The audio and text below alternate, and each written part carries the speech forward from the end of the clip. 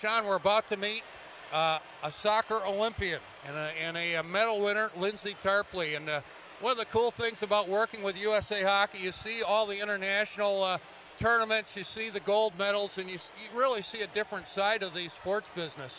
And it's kind of cool. Yeah, it is. And, you know, it can be tied into what we're seeing here as well with the National Team Development Program, because Lindsay's somebody that went through the Olympic Development Program, and we'll let her describe that to you. Joining us now, an Olympian in her own right, an excellent athlete, Lindsay Tarpley. Lindsay, thank you so much for your time tonight. Have you been able to watch the game a little bit? I have. It's been a great game, very entertaining, and I'm having a really enjoyable evening. So thank you for having me. You come from Kalamazoo. How did you get started playing soccer? A lot of these players started skating when they were 3 and 4. What was your story? Well, my story, I had an older brother, and I usually tagged along to all of his soccer practices when I was about 4 years old. So I instantly took to the sport. I had a lot of energy as a kid, and I fell in love with the game. So from 4 years old, I started kicking the ball around, learning the game, and continued from there. So I owe a lot to my older brother, my competitive spirit, pushing me, and always supporting me. Now, when you say pushing, was it a good-natured pushing, or was it, or was it the typical brother-sister type of rivalry? One thing I will say, I think it's a little bit of everything, and I think I've accomplished a lot because of the environment that I grew up in as a kid. I always had a great support system, and I do think I have two brothers. I think they both challenged me in different ways and made me be the best version of myself. You know, Lindsay, all jokes aside, I can relate to that. I have a son and a daughter. My daughter's a couple of years younger and everything. There's a feistiness, you know, like maybe a couple extra inches of spine you have to develop. Did you find that yourself?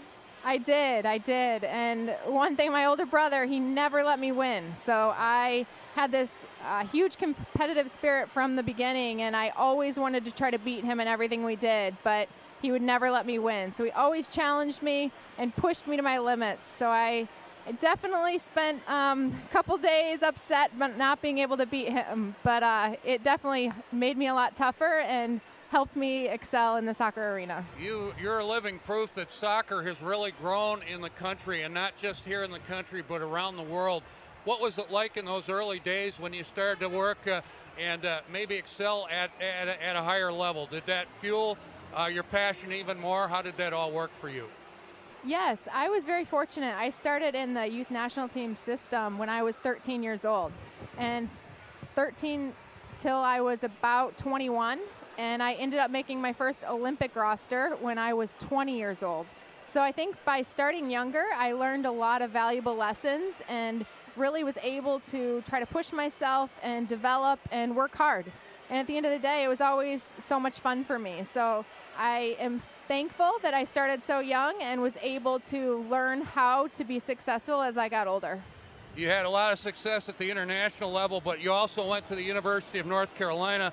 Apparently your jersey is retired. What is that like? I mean, I guess one thing, it makes you feel maybe a little bit old that your jersey's retired, and of course I'm kidding you a little bit, but what was that feeling like? You're full of jokes tonight. Yes, I'm very, very honored to have my jersey retired at the University of North Carolina. It was always a dream of mine to go there, and when I went there, I knew I wanted to never live with any what-ifs. So in order to do that, I had to make sure I gave everything I had to my soccer career, my education, and really make the most of that opportunity I had in Chapel Hill. And those were some of the best years of my life, and playing for the legendary coach Anson Dorrance was a dream come true. So I'm extremely proud that my jersey's retired there. You know, Lindsay, you found a way to win a couple of gold medals, but one of the interesting things I'd be intrigued to hear from you, the pressure that you ladies put on yourselves. There's an expectation as a member of the women's national team, Olympic team or whatever. What was that pressure like? I think it's a pressure that you have to embrace in order to excel. And for me, it was always a pressure that I put on myself first. I wanted to make sure that I held myself to the highest standard. So if I'm training on my own, I was always competing with myself and trying to do better than I did before. And I think that type of an attitude and work rate and mentality helped me as I continued to climb the ranks in the soccer world. Lindsay, you had injuries, you had to retire, but I'm sure you still have the passion for soccer. besides tonight, what are you doing with the soccer community? You're correct. I love the game of soccer. It's been a huge part of my life, and unfortunately I had a pretty massive knee injury that ended my career, but I always look back with fond memories. And now I've transitioned into I'm a mom of 2. I'm part of a startup cosmetic company that creates cosmetic and sun care products for the active female.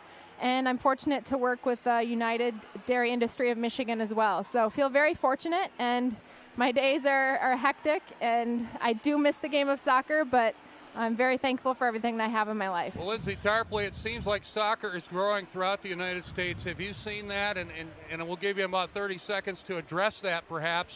Have you seen the growth of soccer over the last few years?